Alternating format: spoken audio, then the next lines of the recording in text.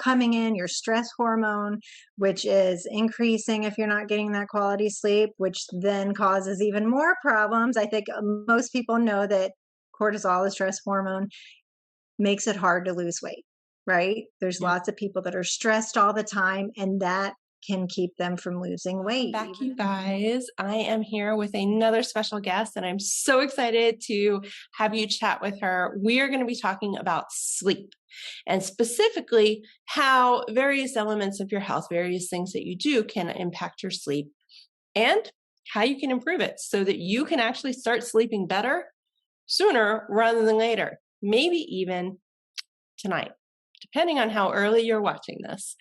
Robin is a colleague I met while networking, and I was so excited to chat with her when I saw her pop up, saw what she did. She's a health coach with a BA in psychology, but she's also a personal trainer as well as a health coach and specializes in a few areas. I was really excited about this specifically because, as many of you know, my past is as a fitness trainer, and that led me into the holistic health practitioner, holistic nutrition. So when I meet other people who are on that same journey and have similar messages, I'm always curious and I always love to talk to them. And her message about sleep and how sleep habits can truly sabotage your health and your weight loss goals. And she also shares with you what you can really do about it so that you're not left going, okay, great. I know what I'm doing wrong, but now what? She's going to give you the now what. So I am going to turn this over to her and let her introduce herself. Robin, thank you so much for joining us. Would you please introduce yourself? Sure. Thanks for Bonnie for having me on. My name is Robin Powers. I'm a health coach for busy moms specifically. I am a busy mom myself, and so I know what it's like, and that it doesn't have to be where you give all your time and energy to your family. That you actually can make time for yourself and improve your health and your fitness and feel good and look good and live the life you want. So I do offer programs for moms, and one of those topics that we talk about is sleep because it is so important to your overall well-being, and even relationships with others. Honestly, so It helps is you and everyone around you. absolutely, absolutely. I know we talked about my journey with the twins and just those first few months where you don't sleep. Whether you have one kid, you have multiple kids, it doesn't matter. You're not sleeping. And any health goals that you would have is they're going to be hindered by the fact that you're not sleeping. So, Right.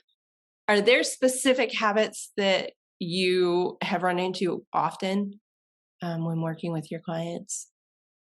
I think a lot of moms, so once they get past the infant years, the toddler years where they're not sleeping, like that's kind of can be unavoidable, excuse me, because you're kind of on their schedule, right?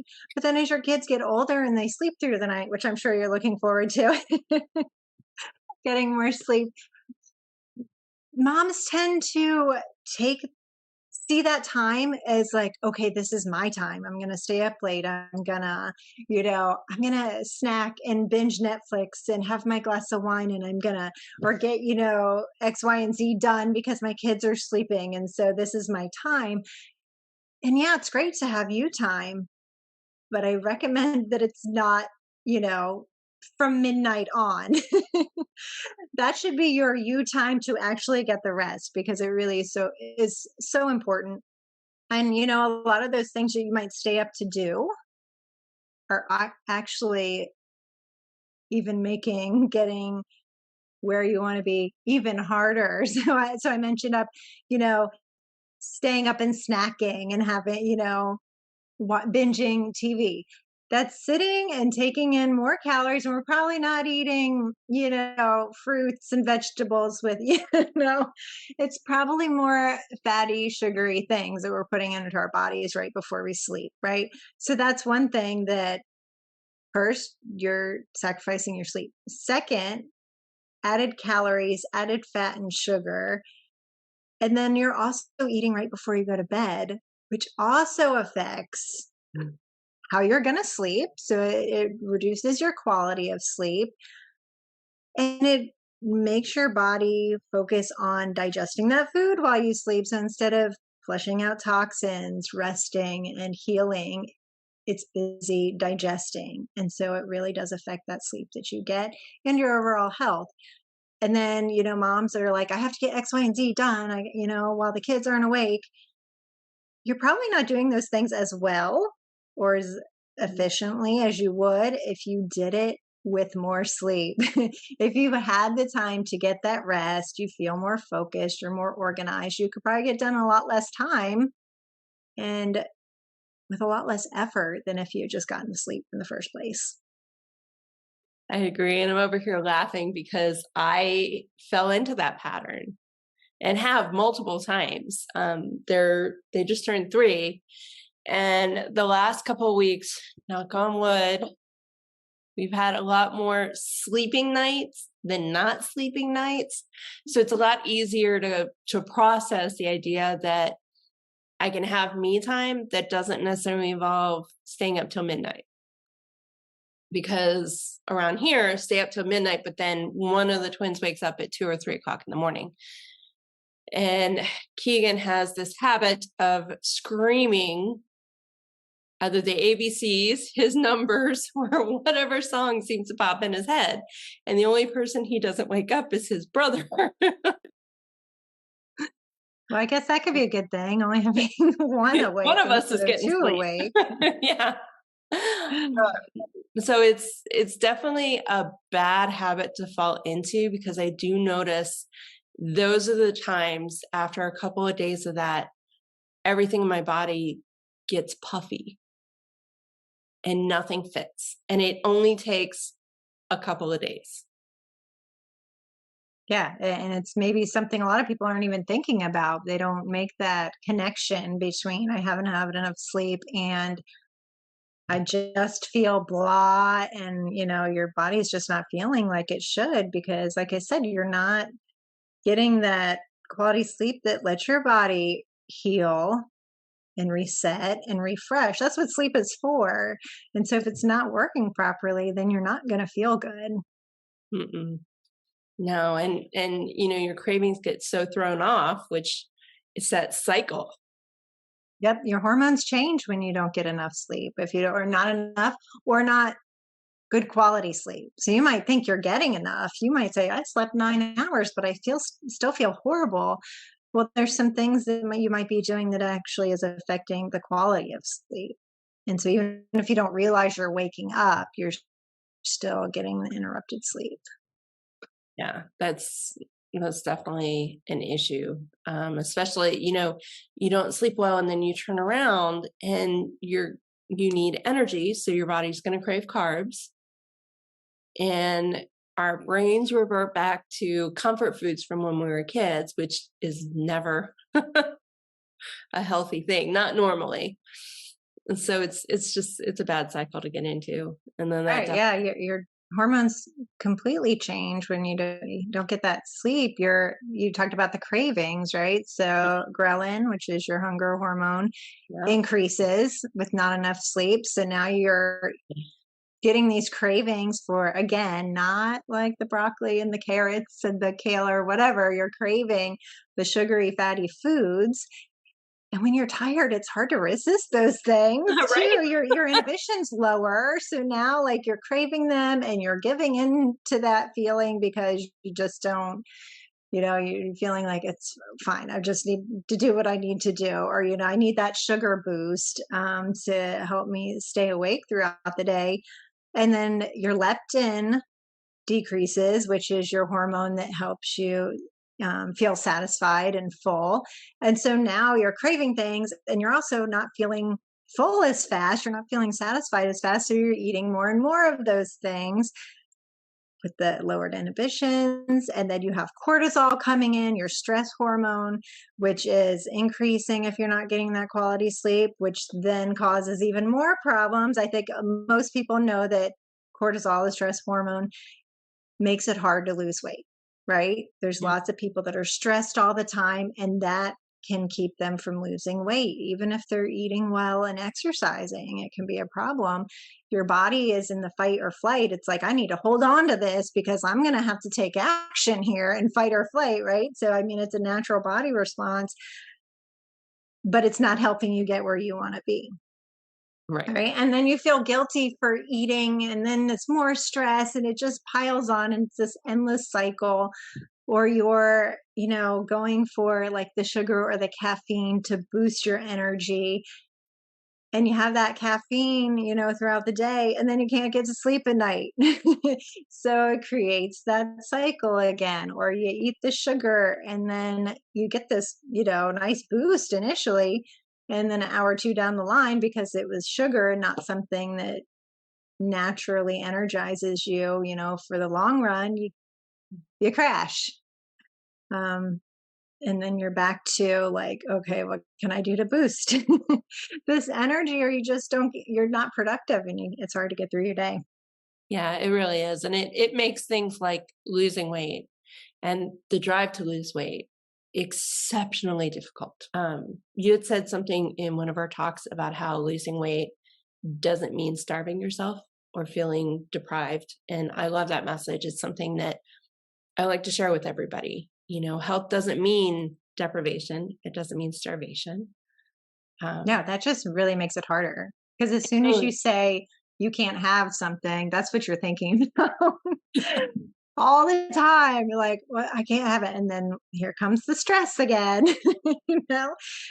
So yeah, you feel like if you're restricting yourself, then maybe like that's helping you in some way, but it's actually making it just that much harder. You shouldn't have to feel hungry all the time. You shouldn't have to say, I can never have this. It just sets yourself up for, frustration and being overwhelmed and just quitting because it's too hard.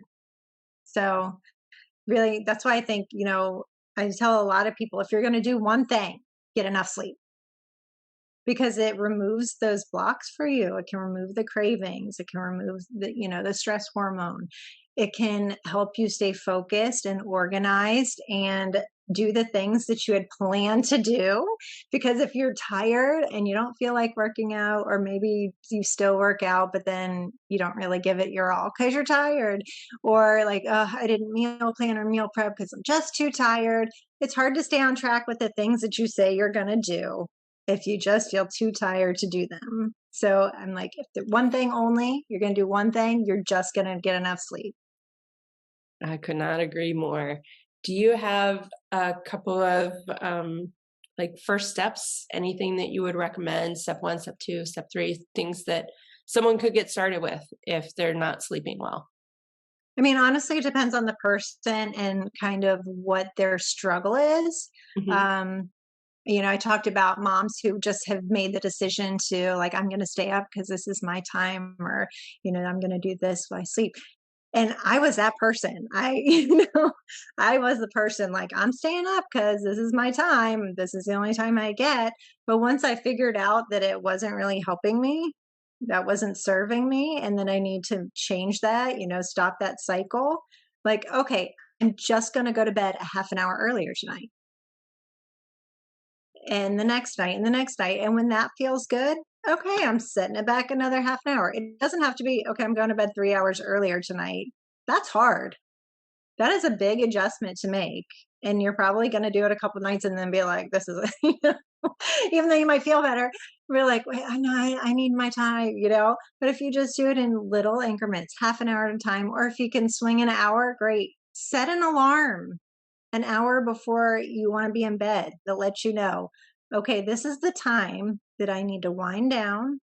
I need a consistent routine that lets my body know that it's about time to go to sleep, so that when you do get in bed, you're not laying there awake like, okay, now what?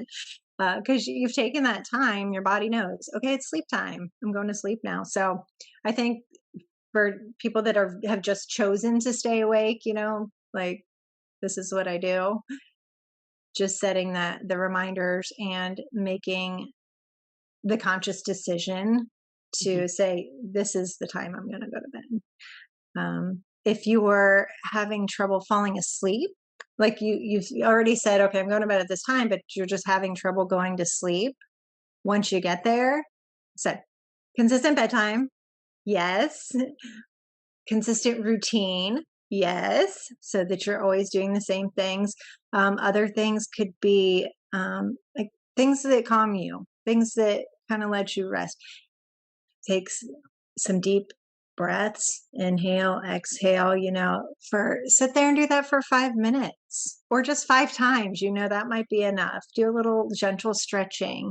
My favorite thing to do is have herbal tea. Every night before bed, I have my herbal tea that, it's nice, calming, and it lets me know this is bedtime. This is what I'm doing. Next, I'm going to sleep. But it could be even things like staying on your devices up until bedtime. I love to read, right? But it's probably better to read in a book right before bed instead of on your tablet or your phone.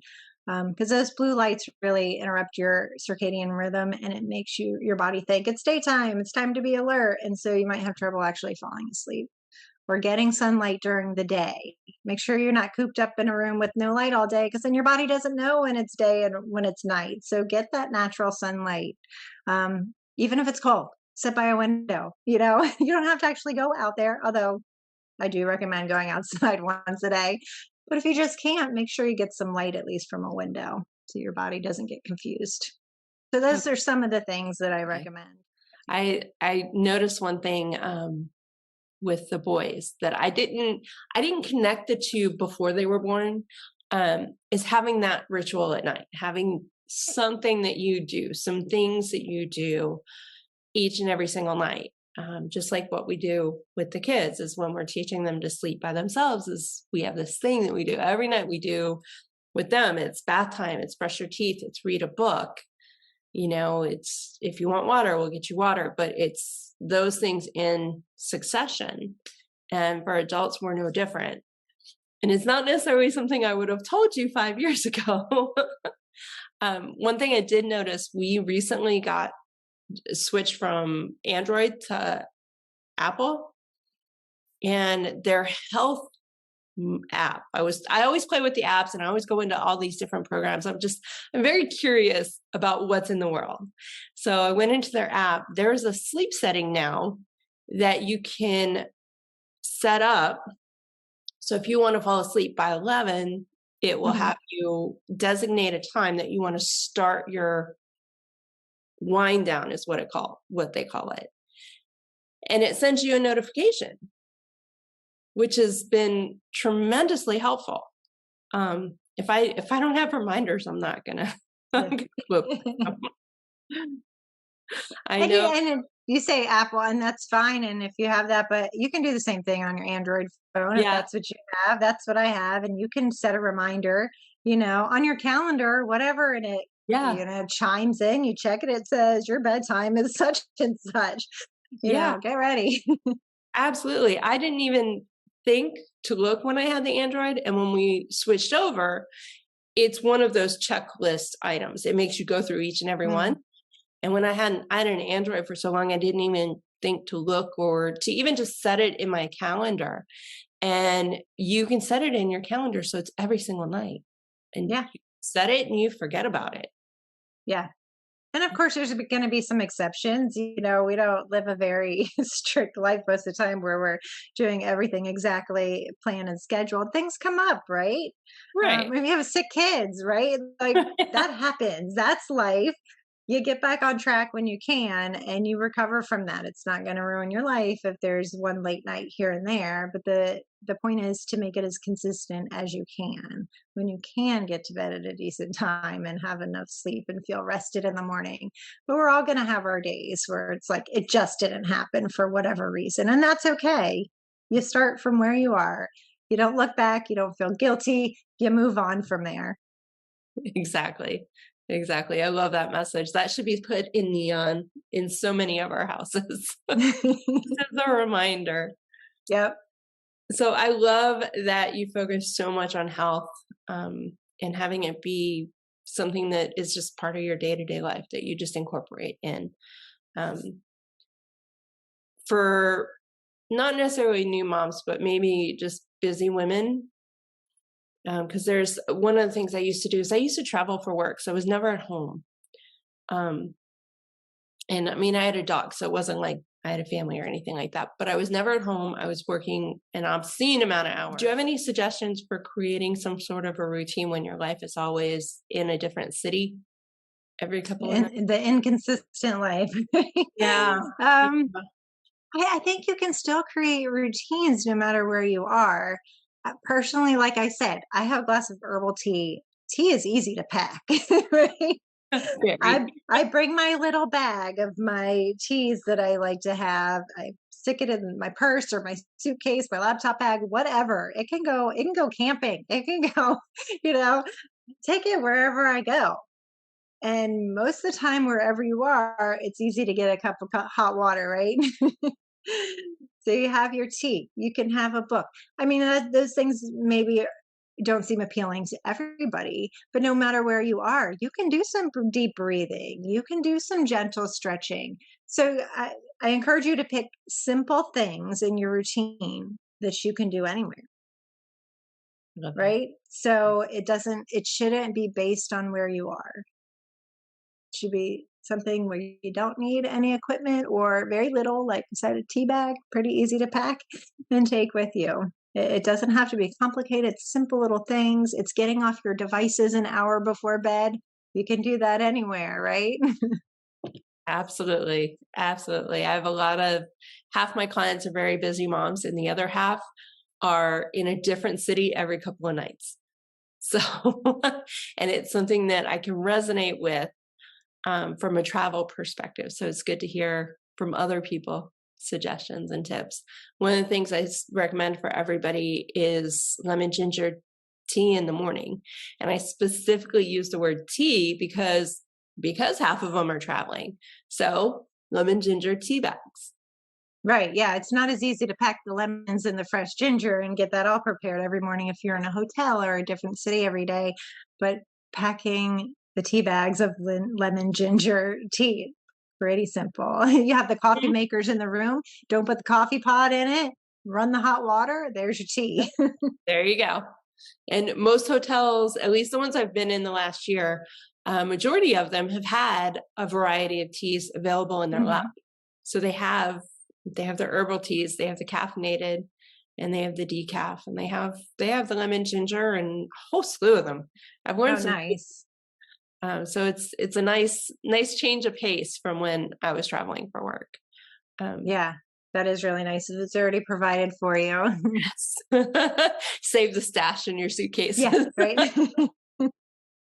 Or I take would a few home with you for next And tell trip. me, I know you have a couple of things on the horizon. Is there one specific thing that you wanted to share with everybody that you're offering that maybe they could get a little bit more insight into their lives and how they can improve their sleep?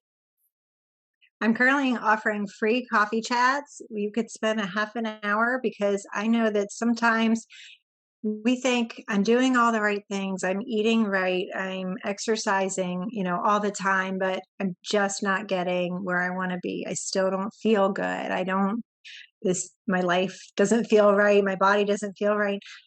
So maybe you're just wondering, what am I doing? Where am I going wrong? What is not working? So I'm happy to chat.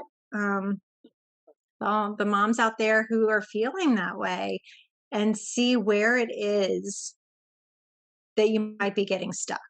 And maybe it is sleep. Maybe that is the thing that you're lacking. Maybe it's that you're not taking the self care time, not at midnight. Maybe you're not taking it during normal hours when it's most beneficial, having that stress relief. Maybe you think you're eating really healthy, but maybe you're not. Sometimes it's easy to be fooled out there when you go to the store and everything gets packaged saying it's healthy. um, but maybe when you take a closer look, it's not. Um, Maybe it is the exercise that you're doing, because honestly, you could be doing too much exercise and that adds more stress to your body. You're not recovering well. You're not letting your body heal and um, rest. And so you're actually not getting any benefit from it. You're actually making things worse. So there could be several different things that you're not getting enough water. That could, some people think, yes, I know I need enough water, but probably don't know all the things that it really impacts when you don't get Yeah. enough water. So there's different things. I go through what I call the wheel of health, because I think it's all the things, the foundations that you need to start with to really feel and look your best. So yes, free coffee chat. Happy to talk with anybody. No obligation for anything else. Just to help you see where you might be stuck and kind of get you started, working towards a better way. And then I also have a 12-month program called Moms for Generational Health. And that's to help them, first and foremost, to help them build those, like I said, the wheel of health, the foundations of health, simple habits that they can incorporate into their life to get where they want to go and have the tools that they need to continue on without me, to build that healthy life and stay there, maintain it, not lose it, months down the road because I'm not helping them anymore. But I call it generational health because this leads to your kids being healthier too. This isn't all about you. We feel guilty taking care of ourselves sometimes because we think, oh, but I need this for my kids. I need to take care of them. But this helps them, really. They see you being healthy. They see you in a better mood. They get better interaction with you. They learn your healthy habits. So when they grow up, they're not struggling with the same issues. It's really like a better experience between you and for them. So that's why I call it generational health, because I wanted to pass down. Moms are so important in influencing their kids' lives and how healthy they are. So I wanted to start with them because us moms deserve it. We deserve to feel good, right? But I want them to pass it on to the next generation also. I love it. I love it. That is my hope, is to shift from what I'm struggling with, because my parents didn't know to teach me any of these things, so that they have a much easier time. They already go, they know when they get home, we're doing something, yoga, workout, something. And Drew has become obsessed with his own little weights. Aw. So, That's so cute. one step in the right direction. Now, you had mentioned something about 15 ways to improve sleep. Yes. So I've created a list and it incorporates both things to help you get more sleep and to help you get better quality sleep. So, because I know some people struggle with one and not the other, or maybe both. So I added things in both those areas to the list. I love it. Well, I will definitely include all links will be in the show notes so everybody can come and find you. I so appreciate you and thank you so much for joining us today. Did you have any last thoughts that you wanted to share before we say cheers? And Well, I wish everybody a great night's sleep tonight. Think of me when you think about staying up late, and doing other things. Think about instead, how might I feel tomorrow if I go to sleep now? How much better will my day be? So yeah, definitely think about that and think about making time for yourself. It's not at bedtime. I love it. Well, thank you so much for joining us. Thank you guys for listening. And I appreciate each and every one of you. Our next video is right there so that we can continue this conversation. As I said, all of the links for reaching out to Robin, to taking advantage of that free coffee chat. I highly recommend it, you guys. A free chat with a professional like Robin. You can get a quick answer, or you can get insight into the journey and the direction you need to take. And that could lead to a good night's sleep tonight, not just waiting for weeks. This is something that could be life-changing in a moment. So I highly recommend you click on those links and get in touch with her. And I will chat with y'all later. Cheers.